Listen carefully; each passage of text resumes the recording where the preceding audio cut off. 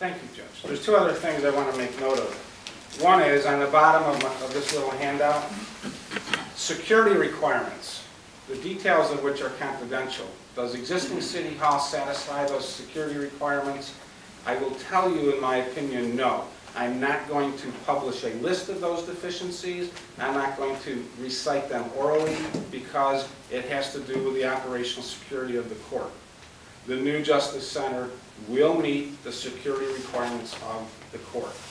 But I want you to ponder, for everybody who wants basically to do nothing more about this and not address this issue, if our security provisions are not up to par and something adverse happens, something bad happens in our court, I'll give you three guesses who will be held liable. The sheriff's transport. It is a state court facility, and the city of Oneida will have a 30-plus year history of choosing not to provide adequate and sufficient facilities. And I suspect very strongly that the city would be held liable, and I think there is an unacceptable risk that our insurance company would disclaim coverage. That means not pay, because of a 30-year history of thumbing our nose at the law and the requirements. So, yes, theoretically, oh, you can laugh, Mr. Matsky. You didn't call on me when I raised my hand. I'm sorry, I didn't see you raise your hand. I'll come back to you. Now, listen, you can. Don't try to intimidate me, Peter. You can get red in the face and everything else. So we will take this outside, but please don't use words and use adjectives in it where you force a point of view. I won't stand for it. So don't treat me anywhere else. Okay. The risk of liability is real.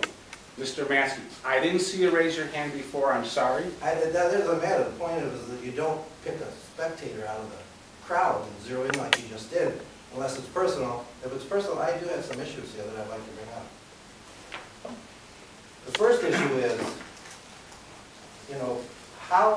what I don't understand, and that's my main issue, is how you can talk about pulling $400,000 out of the 210 fund balance budget, yet you have not looked at the 2010 budget.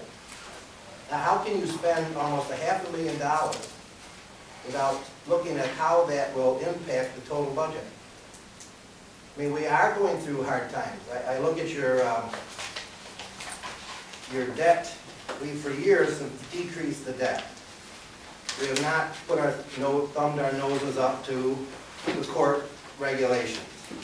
What happens is, if we just stayed with the building plan, it would have been in phase 3. It probably would have been enacted in the year 2010. But your debt is going up almost $100,000 in a year, when you have so many other issues in the city that we're dealing with. The court is only one piece of the pie, one piece of the puzzle. You got a lot of other pieces to deal with. So that's why you can take the court system, it does need renovation. There's no doubt about that. But you can take the court system and use it as an isolated project, which I get a sense that we seem to be doing. But we really need to look at how those costs are going to fit into the total budget. That's my concern. Thank you. In response to Mr. Matsky's question, the impact on the 2010 budget of doing this project is under consideration. The budget information from the department heads is in the hands of Mrs. Sikorsky. It is being worked on, and it will be reflected in the proposed 2010 budget.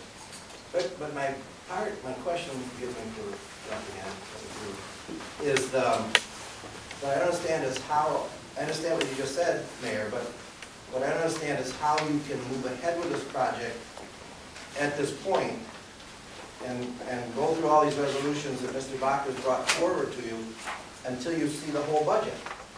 That's what I'm having, until you see how it implicates the whole budget. I mean, you know better than anybody all the issues that you have to deal with. And you're putting a burden on the year 2011 if you go forward in the debt service before we even look at any other projects that whoever wins might want to do next year. Well, as you're aware, Mr. Maskey, the budget is required to include a 5-year projection of capital projects. So each budget includes information relating to capital projects in the actual year of that budget plus 4 years after that. So this is part of that planning process to reflect that in the budget that will actually be for calendar year 2010. That I understand, but what I don't understand, if you use the word planning, how can you plan it till you've seen the whole picture? And you don't have the whole picture. All you have right now, I think, are expenses. You won't get the whole picture till what? The last Friday of this month. Then you'll have that in your hands. And I'm assuming is that we'll see that at that time. So it seems to me if you feel, you know, that you need to move ahead with the project, you can move ahead with the project, but understand that you really cannot move ahead with these expenditures until you see how this fits into the whole scheme. Thank you.